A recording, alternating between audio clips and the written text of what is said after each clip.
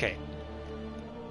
So, for this thing, actually, I just realized I missed a couple of things here, so I wanted to quickly just kind of jump back on and show these off here. So, actually, now that now that I've beaten the game, I can actually just kind of exit the level and, I can show off a couple of things that I accidentally missed. My mistake. So it's pretty simple. The first thing I realized that I missed is I never actually looked at the professor's diary. So we hand back in his shack over here. We can actually read it. So let's see what it says. The Diary of Professor H. Kift, January 10th, 1878. This morning, an unexpected caller presented himself at my door. It was none other than Lord Palethorn. I hadn't seen him since his expulsion from the magic circle the previous month, and quite frankly, I hoped I'd never to see the fellow again. The embarrassing details of that incident I recounted in my journal for 1877. Far from being contrite or ashamed, he seemed rather bullish for a man ostracized for abusing his wand. Straight away, he asked me to accompany him on a trip to the north. When I said I would do no such thing, he laughed and began to tell me of the unique opportunity he was offering. Very quickly, he explained he had found the last resting place of certain pages of the Xerox spellbook. He even had a map, and this is where I came in. He needed a translator, for despite his outward manner, I fear he is not possessed of too great an education, and with my knowledge of ancient texts, I was just the man for him. This astounding news confounded me. He left, giving me until dawn to reach a decision. January 11th. I had thought long and hard about his proposition, and although I am unsure of the man, the chance to find the legendary spellbook is too great an allure. I agreed to the proposal. We set forth. A week today, traveling to the remote Hebrides. Note bene. Reminding cook to pack ointment.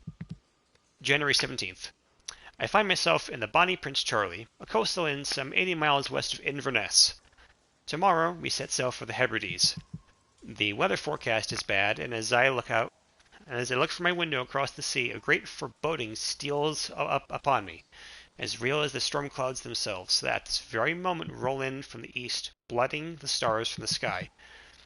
January 18th. We have set up camp for the night. It is a relief to be once again on dry land. The journey was bad, as if the ocean itself was trying to bar our progress. For a long while it was touch and go whether we would be drowned at sea or smashed upon the rocks themselves. If I weren't a man of science, I would be able to fear that something was trying to stop us from reaching our journey's end. Still tomorrow we set out in search of the burial grounds shown on the map. January 20th. Now I have the map the right way up. The route is clear to me. We reach the tomb on the northern point of the island at midday. Tomorrow we enter, not knowing whether the greatest pride in history awaits us on the other side of its stony door. March 31st, 1878. Having problems adjusting to my new mechanical hands.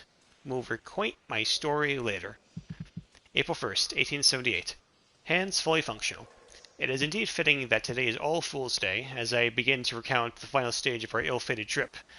My memories of the time are now thankfully vague, and I have difficulty separating the real from the imaginings of a fever-racked brain. We enter the tomb, and discovered the spellbook. I am sure of that.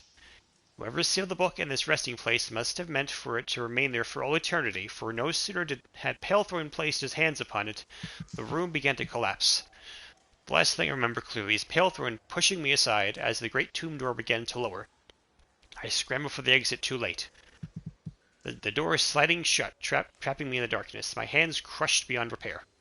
The next 2 weeks are but a fevered dream. How long I crawled in the darkness, or how I escaped, I do not know.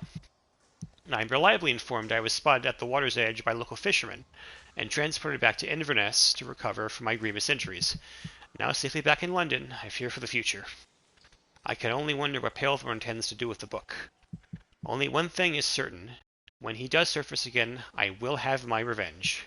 Signed, Professor Hamilton Kift. So yeah, gives a little bit of a little flavor text as to what's going on here. And the second thing I want to show off actually here is the chicken drumsticks, because I completely forgot to show these off.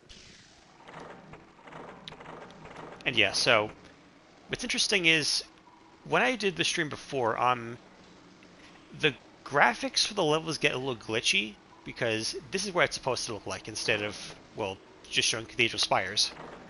In much the same way that, well, for the Iron Slugger, well, it showed us Dankenstein's picture, whereas Iron Slugger looks actually like this. So I was picking a simple level to kind of show this off here.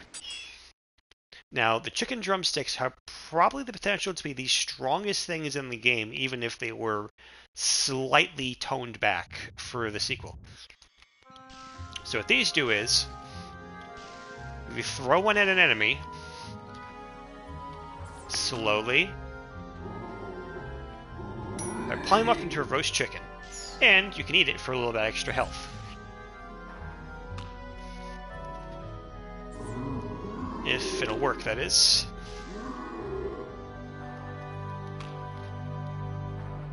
Because hitting enemies, they can be a little tricky.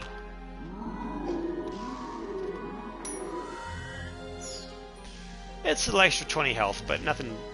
So it's nothing really kind of significant. But hey, I mean... Actually, I don't think it'll work on these guys, right? Let me just try. I don't think they can actually block these with their swords. Let me see. Nope. Actually, I guess I can't get hit by them. Okay, that's fine. But that's pretty much about it, actually, there. So I think I showed off everything else. Yeah, I did. Okay. So that's about it, actually. Now, until then, good night. If I could just not get stuck there. There we go.